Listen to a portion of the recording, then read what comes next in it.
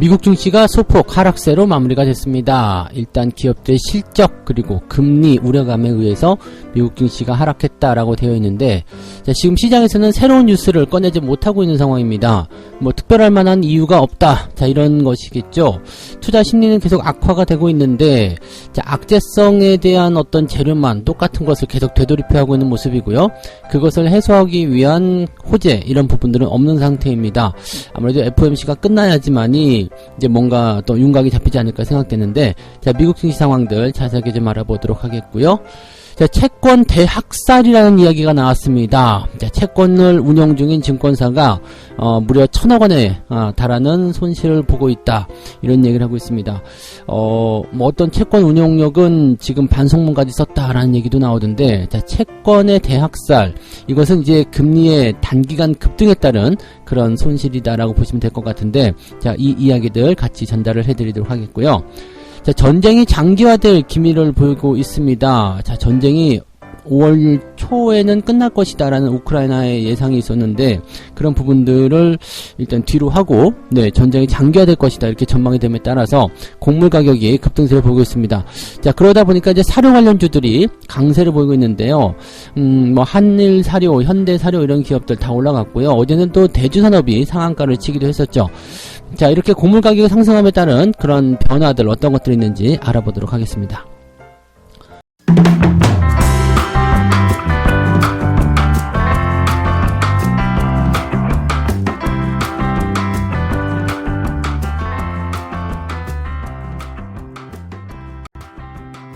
네, 반갑습니다. 오늘은 4월 19일 화요일입니다.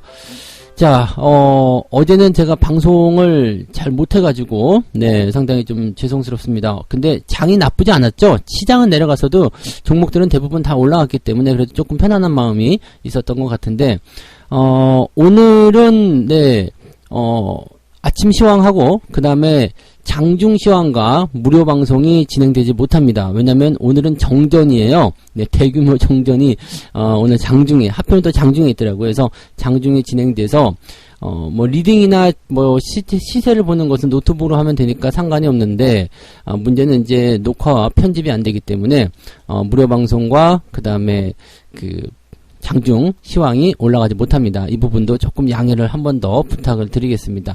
뭐 마감 시황부터는 정상적으로 다 돌아가니까, 네, 그 부분만 조금, 네, 양해를 다시 한번 부탁드릴게요. 자, 노는 김에 화끈하게 놀아버리는 게 좋은 것 같아요. 자, 어제도 생각해보세요. 제가 방송을 안 보고 있으니까 오히려 종목들이 더 많이 올랐어요. 그죠? 네, 어제 뭐 닭고기 관련주들도 뭐 급등세를 보이기도 했었죠. 그리고 대중산업 상한가 가고 막, 네, 난리가 아니더라고요. 그래서 조금 시장에서 멀리 떨어져 있거나, 자, 시세를 맨날 들여다보고 자주 들여다보지 않는 것이 오히려 도움이 되지 않는가라는 쓸데없는 생각도 조금 해봤습니다. 네, 자, 아무튼 네, 그런 부분이 있으니까 오늘 장중시황 또 기다리지 마시고요. 네, 편안하게 식사하시고 즐기시면 되겠습니다. 정전이에요. 자, 시장 예로 가보도록 하겠습니다. 자, 미국 증시는 일단 보합으로 진행이 됐습니다. 다우지수가 마이너스 0.1%고요. 나스닥은 마이너스 0.1.4%입니다. 둘 다 그냥 보합이에요. 지금 하루 동안의 움직임 모양새 보면 상승 출발, 그 다음에 하락 전환, 다시 상승 전환, 다시 하락, 다시 상승, 다시 하락. 장중에 계속 갈피를 못 잡았다는 이야기죠. 오를 것 같다 그러면 떨어뜨리고요. 떨어진 것 같다 싶으면 다시 올려놓고 막 계속 들락날락 하다가 결국에는 이제 더 올라가야 되는 타이밍에서 시간이 딱 끝나버린 거죠. 그러니까 투자자 입장에서는 이렇게 끝나버리면 되게 아쉽기는 합니다. 올라갈 타이밍인데 왜 이렇게 된 거야? 이렇게 된 거죠. 즉 끝나려면 올라가서 끝나지, 뭐 이런 식의 느낌인데, 그냥 뭐 마이너스 0.11%라면은 그냥 움직이지 않았다, 이렇게 생각하시면 되겠습니다. 그래서 근데 우리가 주목해 볼 만한 내용은요, 장중에 이렇게 변수가 많이 있었잖아요. 오르락 내리락하는 변동성이 많이 있었기 때문에 이 변동성에 대한 부분을 생각한다면 종목 간의 움직임들은 굉장히 컸을 것이다라고 보시면 되겠죠. 뭐 테슬라 같은 경우가 이제 중국 공장 다시 돌아간다 그래서 상승하는 모습 좀 있었고요. 트위터 같은 경우는 이제 적대적 M&A, 야, 이게 진짜로 진행이 되더라고요. 적대적 M&A에 대한 이야기. 그때 일론 머스크가 지분 막 확보할 때 적대적 M&A인 것 같다라는 얘기를 좀 했었는데, 그런 부분이 진행이 되고 있어요. 그래서 적대적 M&A가 진행이 돼버리면 주가는 폭등하게 되거든요. 그래서 그 부분이 또 진행이 되고 있는 상황이기도 하겠습니다. 뭐 그런 정도로만 보시면 될 것 같고요. 특이한 어떤 내용은 아니고 종목 간의 변동성이 좀 커지는 그런 모습들. 우리나라 증시하고 비슷하죠. 그래서 종목 간의 변수에 집중해야 되는 시장 말고 종목에 집중하는 그런 장이 왕 것 같다라고 보시면 되겠습니다. 자, 재료를 한번 살펴볼게요. 실적 발표에 대한 부분들인데 일단 팩트셋에 따르면 실적을 발표한 기업의 82.5%가 예상치를 웃도는 주당 순이익을 발표했다. 이렇게 되어 있습니다. 그래서 실적 발표한 기업은 전체의 7.5%밖에 되지 않지만 그래도 전체적으로 뭐 실적이 조금 증가했을 것이다. 자, 1분기 주당 순이익은 지난해 같은 기간보다 5.3% 증가했을 것이다. 이렇게 추정을 하고 있다고 합니다. 그런데 뉴욕 증시 전문가들은 이제 전체적으로 기업들 실적이 발표가 되고 나면 기업들의 분기 실적이 실망스러울 수도 있다라고 경고를 했다고 합니다. 연준의 긴축 우려 그것 때문에 채권 금리가 계속 오르고 있고요. 이런 것들이 또 주가에도 부담을 주고 있기 때문에 전반적으로 이제 실적이 안 좋은 상태에서 금리까지 올라가는 이런 상태가 주가에 부담을 줄 수밖에 없지 않겠느냐 이렇게 얘기가 나오고 있고요. 지난 2주간 S&P 500 지수의 실적 수정이 아래쪽으로 계속적으로 진행이 되고 있고 다시 마이너스 영역으로 다가가고 있다. 이렇게 말을 하기도 했습니다. 그러니까 지금은 이제 예상치가 지난해보다는 증가했을 것이다 라고 전망이 되고 있지만 그 전망치가 계속해서 수정이 되고 있고 그것이 방향이 아래쪽으로 되고 있다. 즉 실적이 증가했을 것이다가 아니라 실적이 그냥 지난해와 비슷할 것 같다. 여기서 다시 실적이 지난해보다 못할 것 같다. 이런 식으로 떨어지고 있다는 얘기가 되는 겁니다. 실적이 이렇게 전망치가 나빠지게 되면 뭐 기대치도 같이 떨어지는 상황이 되겠지만은 주가에는 조금 부담을 줄 수 있는 요인이 좀 되겠죠. 실적 안 좋으면 주가 별로 안 움직이는 거 잘 알고 계실 거라 생각합니다. 그래서 기업들도 여기에 대한 어떤 부담감들을 좀 느끼게 될 테고 투자자들 입장에서도 지금은 투자할 때가 아닌가 보다 이렇게 생각을 하게 되는 상황이 좀 벌어지겠죠. 네. 금리에 대한 부분 한번 보시면은요. 연준의 공격적인 긴축 우려를 반영하면서 10년물 국채 금리가 2.884%까지 올라섰다. 2.884. 자, 이게 2018년도 이후의 최고치다라고 되어 있습니다. 뭐 기준치를 정하는 것은 별 의미는 없습니다만 2018년도 이후 최고치 그만큼 최근 그 거래일 동안에 없었던 일이다라는 얘기죠. 그래서 그만큼 빠르게 상승하고 있다는 부분이고요. 근데 이게 되게 조금 우려스러운 건 뭐냐면 3월 초에 1.7%였단 말이죠. 채권 이 국채금리가 10년물 국채금리가 3월 초에 1.7%대였는데 한 달 만에 1%포인트 올라버린 이야기입니다. 1% 넘게 올랐네요. 이렇게 올라갔기 때문에 이 장기 대출의 주요 기준이 되는 이 국채금리가 상승하고 있다라는 거 이렇게 된다면은 다른 쪽에서도 부담감이 생기는 거죠. 금리가 계속해서 올라가게 되면 아무래도 자금의 어떤 활용도가 좀 떨어지게 되겠죠. 그래서 시장에 어떤 유동자금을 끌어들이는 데는 뭔가 좋은 영향을 좀 준다고 볼 수 있겠습니다만 자금을 돌려야지 되는 입장에서는 좀 좋지 않겠죠. 자, 지금 금리 상승에 대한 부분들은요. 이게 경기가 좋아질 때만이 쓸 수 있는 그 통화정책 카드거든요. 왜냐면 경기가 회복되지 않은 상태에서 금리를 올려버리게 되면 뭔가 조금 해보려고 하는 그런 상태에서 자금줄이 묶여버리기 때문에 회사들이 더 힘들어져요.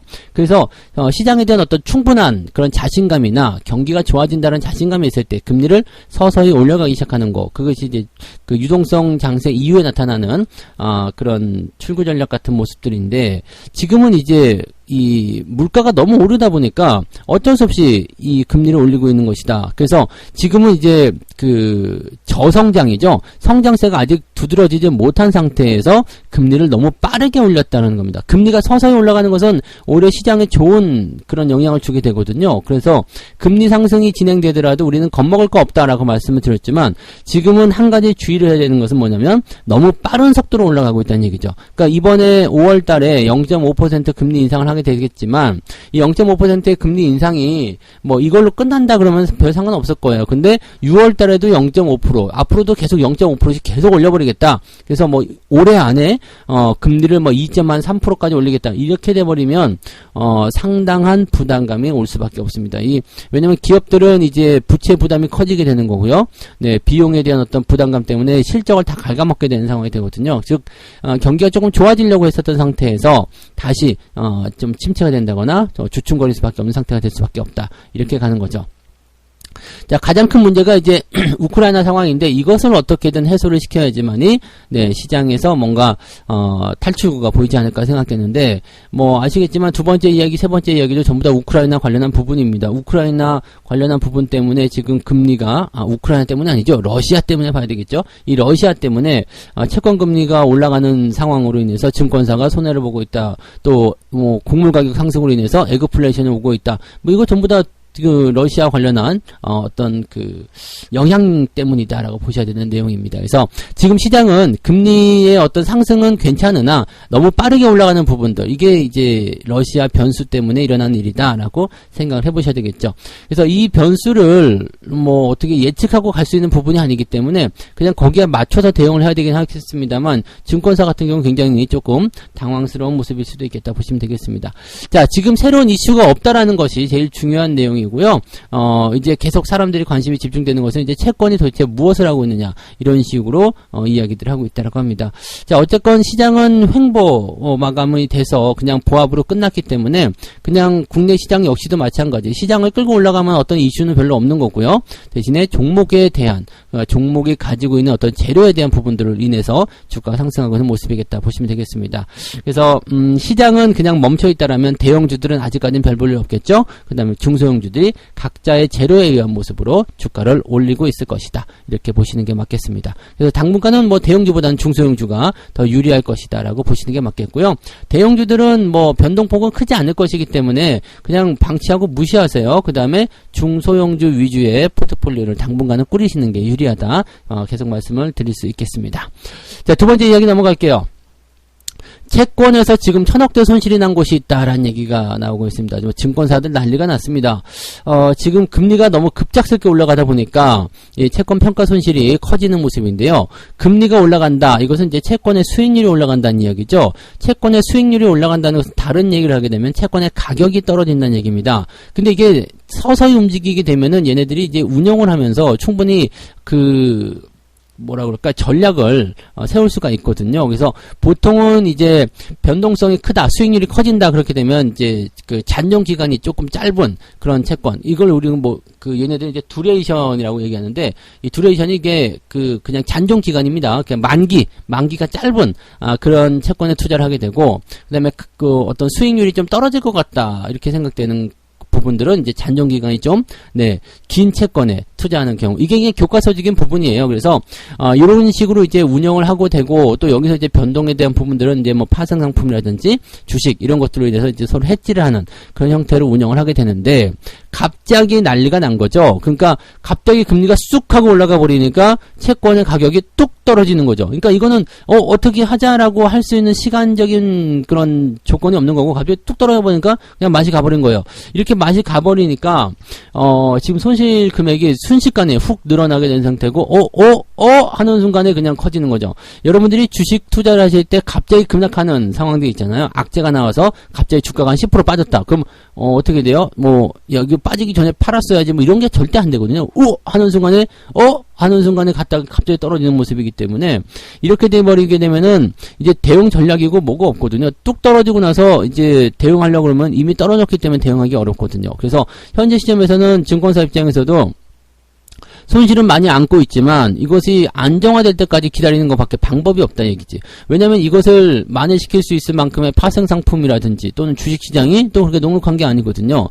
그러니까 얘네들도 알고 있어요. 이렇게 급하게 이 손실을 메꾸려고 하다 보면 더 큰 손실을 볼 수 있다, 이렇게 되어 있기 때문에 채권시장이 안정화돼야 되는데, 그 부분들이 지금 아까도 말씀드렸지만 러시아나 이런 쪽 또는 기업 실적 등등을 통해서 더 악화되고 있는 상태이기 때문에 부담스럽다는 얘기입니다. 그래서 증권사가 지금 현재 좀 문제가 좀 되어 있는 모습이고요. 또 한 가지는 이제 지금 보면은 이제 손실이 많이 난 상태이기 때문에 이것을 이제 증권사 실적으로 또 이제 반영을 시키게 되면 증권사의 순이익이 크게 줄어들 것이다라는 전망도 나타나고 있습니다. 그래서 시장의 어떤 상승이나 하락 여부와 관계없이 이 채권 시장의 변동에 따라서 이 증권사들의 어떤 움직임들이 조금 애매해질 수도 있다는 것을 참고하셔야 될 것 같습니다.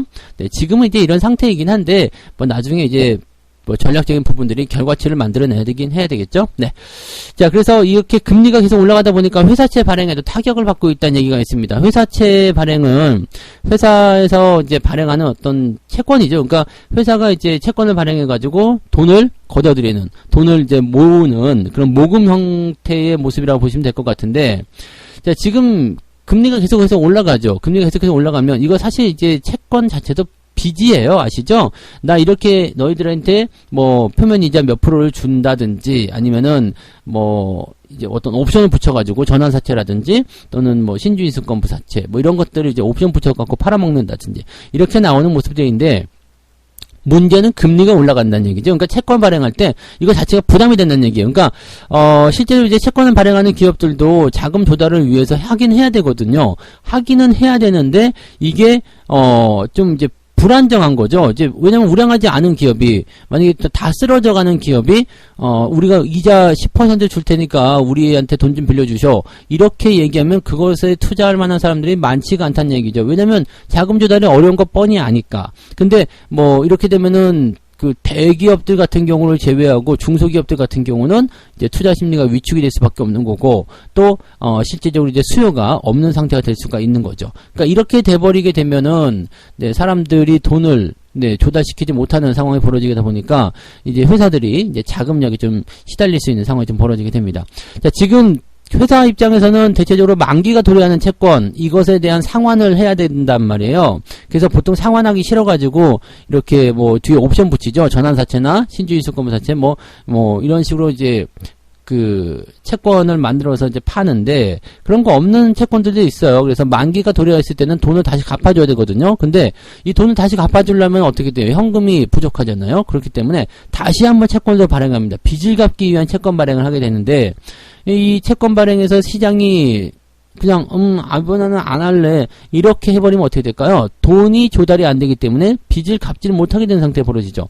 그러면 뭐 원래 현금이 넉넉한 회사 같은 경우에 상관없겠지만 현금이 없는 회사들은요 돈을 못 갚기 때문에 아주 곤란한 지경에 들어갈 수가 있는 상태가 됩니다. 그래서 이런 상황이 이제 문제로 작용될 수 있다는 것을 꼭 참고를 하셔야 될 것 같습니다. 그래서 약간 이제 재무적으로 좀 부실한 기업들이 이제 채권 만기가 왔다. 근데 보통 보면은 이제 과거에 발행한 채권들 같은 경우는 보통 이제 옵션 붙여가지고요.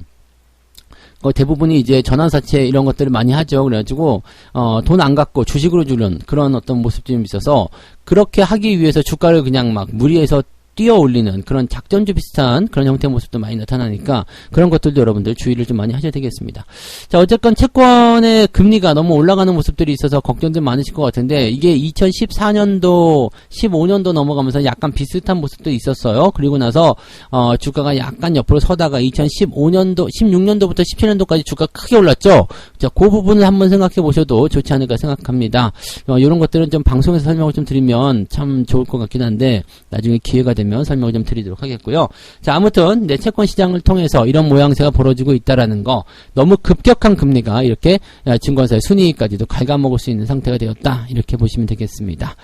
자, 세 번째 이야기는 곡물 가격 상승입니다. 전쟁이 장기화되고 있다. 언제 끝날지 모르겠다. 이런 식의 걱정거리가 생겼는데 지금 사료주도 계속 올라가고 있습니다. 이거 제가 2월부터인가요? 제가 계속 이야기해드렸던 것 같아요. 우크라이나에 파종을 해야 되는데 그 부분이 이제 4월 중반까지는 돼야 된다. 그래야지만이 곡물이 나온다는데 지금 전쟁이 계속되고 있으니까 뭐 한쪽에서는 대포 날아가고 있는데 밭에다가 뭐 농작물 심을 수 있는 그런 조건이 안 될 거 아니에요. 그러니까 그 농토가 대부분 다 놀고 있다는 이야기요. 그러면은 어떻게 되겠어요? 곡물 가격이 상승할 수밖에 없겠죠. 곡물 가격이 상승하면은 일단은 뭐 식탁 물가가 올라가는 건 당연한 이야기고요. 거기에서부터 파생되는 건 여러 가지가 있습니다. 사료부터 시작해가지고요. 뭐 이런 것들이 이제 올라갈 수밖에 없다는 얘기가 되는 거죠. 그러니까 사료 관련주들이 이제 가장 많이 올라가는 부분이고, 물건 가격이 올라가다 보니까 이제 뭐 상품 가격이 올라갈 수 있는 그런 식품이라든지 이런 것들도 다 같이 상승하게 되기 때문에 기업들 입장에서는 물건 가격의 상승을 통해서 상품 가격 인상 연결되면 그것이 가능한 기업들은 주가가 또 뛰기도 합니다. 네, 뭐 그런 모습도 좀 있죠. 그리고 또 한 가지 비료 관련주들. 자, 지금 곡물 가격이 막 올라가게 되면 단위 생산량을 늘리고 싶어 하는 사람들이 많이 있다고 했습니다. 그래서 같은 땅 안에서 한 그루의 어떤 한 그루가 아니죠. 뭐 100가마의 쌀이 나왔다 그러면은 이번에는 가격이 올라간다고 하니까 더 많이 지으세 해가지고 비료를 조금 더 많이 사용한다든지 이렇게 할 수 있다는 얘기죠. 그러면은 100가마가 나올 게 120가마가 나오면 20% 수익이 나오잖아요. 그러니까 그런 식으로 하기 때문에 다 연계돼서 파생돼서 나온다는 얘기가 되는 겁니다. 그러니까 사료 관련주, 그 다음에 비료 관련주, 농사 관련주예요. 그 다음에 농기계 뭐 등등 이런 것들이 다 포함이 된다는 얘기죠. 자, 실질적으로 이제 증권사에서도 그런 얘기를 하고 있습니다. 연초 이후에 에너지와 곡물 가격 상승세가 가팔라졌다 이런 거고, 러시아와 우크라이나가 농산물의 주요 공급 국가이기 때문에 가격 상승 압력을 자극하고 있다. 이렇게 되어 있습니다. 옥수수, 소맥, 대두 이런 것들이 이제 엄청나게 올랐다는 얘기인데, 이런 것들이 이제 뭐 비료라든지 이런 쪽도 그 사료 이런 쪽으로 많이 사용이 되고 있기 때문에 상당히 중요한 그런 내용이라고 좀 보시면 되겠죠. 지금 이 내용들이 지금 곡물 생산 감소로 이어질 수 있다라고 본다라면 더 크고 긴 에그플레이션이 될 수도 있다. 뭐 이런 것들은 이제 예상치이기 때문에 크게 움직이지 생각하지 않으셔도 되겠습니다만, 자, 비료 중요한 겁니다. 이제 비료에 대한 부분, 비료하고 식품 가격, 곡물 가격, 농기계 이런 정도 업체들을 가지고 계시다라면 여러분들이 이번에 농번기 어떤 수혜주로 매수한 종목들이 있잖아요. 걔네들의 수혜가 조금 더 오래 갈 수도 있다라는 것을 생각하시면 되겠습니다. 근데 보통 이제 농사철 지나면은 보통 이제 이런 것들 끝나기 때문에 갖다 팔아먹어야 되겠죠. 아무리 이제 뭐 쌀값이 금값이 된다고 하더라도 우리가 가을에 뭐 이렇게 모내기를 할 수는 없는 얘기잖아요. 그러니까 이것도 다 때가 있어요. 그러니까 어느 정도 기간 동안에는 수혜를 누리겠지만 그 기간을 벗어나게 되면 별 수 없다. 이렇게 생각하시는 게 맞는 거죠. 그러니까 그 내용까지만 생각하시고요. 여기서 또 너무 이제 뭐 길게 보고 막 이제 주구장창 계속 투자한다. 이거는 아닙니다. 그래서 많이 올라가는 기업들에 대한 투자는 하지 마시고 항상 그럴 때 흥분하지 마시고 이성적으로 한 발 물러서서 생각하라는 이야기를 같이 해드릴 수 있겠습니다. 그 부분 참고하시고요. 자, 그래서 오늘 이렇게 세 가지 이야기 전달을 해드렸는데, 실적과 금리 우려감에 미국 증시가 떨어졌다고 하지만 일단 보합입니다. 떨어진 것도 아니고 올라간 것도 아니고 그냥 그렇습니다. 새로운 이야기가 없기 때문이다 라고 생각하시면 될 것 같고요. 채권의 대학살, 채권의 가격이 폭락을 했기 때문에 지금 난리가 난 상태인데, 뭐 다른 건 둘째 치더라도 증권사 입장에서는 지금 조금 부담스럽죠. 왜냐면 순이익의 감소가 될 수 있는 하나의 조건이 됐기 때문에. 그래서 이번 연도 채권 이 금리가 계속해서 올라가게 된다면 채권 때문에라도 증권사 수익률이 좀 떨어질 수밖에 없겠다 판단이 됩니다. 자, 에그플레이션 때문에 곡물 가격이 계속 올라가고 있습니다. 그래서 수혜주들을 식품 가격, 곡물 가격, 그 다음에 사료 가격, 그 다음에 이제 비료, 그 다음에 농기계 이런 쪽으로 이제 수혜주들을 보시는 게 맞습니다. 제가 다 말씀드렸던 것들이에요. 여러분들이 다 알고 계시리라 생각하고 대비들 다 하셨을 거라 생각합니다. 뭐 사료주도 있고, 그 다음에 뭐 비료주도 있고, 뭐 식품주도 있고, 뭐 다 있으리라 생각합니다. 농기계 같은 경우도 TYM이든가 뭐 이런 것들 이야기해드린 적이 있었죠. 그러니까 이런 것들을 여러분들이 그냥 잘 참고를 하셨다라면 좋아지지 않았을까 생각합니다. 근데 너무 길게는 보지 말자. 아시죠? 자, 기간적인 부분들 반드시 잘 설정하셔야 되고, 항상 흥분하지 말고 객관적으로 보시는 연습들을 많이 하시기 바랍니다. 자, 책 한 곡 읽겠습니다. 매일의 증시 변동에 특별히 관심을 둘 필요는 없다. 증시는 어리석은 짓을 확인하는 장소일 뿐이다. 네. 이거 진짜 뭐랄까요, 뼈를 치는 그런 명언이죠. 매일매일의 움직임에 너무 신경 쓰지 마라. 어차피 그것은 어리석은 짓을 이렇게 확인한 장소일 뿐이다. 그렇게 되는 사람들은 난 어디서고라고 하는 것과 똑같다. 이렇게 보시면 되겠죠. 현명한 투자들 하시기 바랍니다. 자, 오늘 장중시황은 건너뛰고요. 무방도 건너뜁니다. 잊지 마시고요. 저녁 방송, 마감 시황에서 다시 뵙도록 하겠습니다. 하루 동안 화이팅 하시고요. 자, 오늘도 힘내시기 바랍니다. 오늘은 뭐 잘 되지 않을까요? 자, 오늘 여기까지 이야기하고요. 저는 마감 시황에서 뵙겠습니다. 고맙습니다.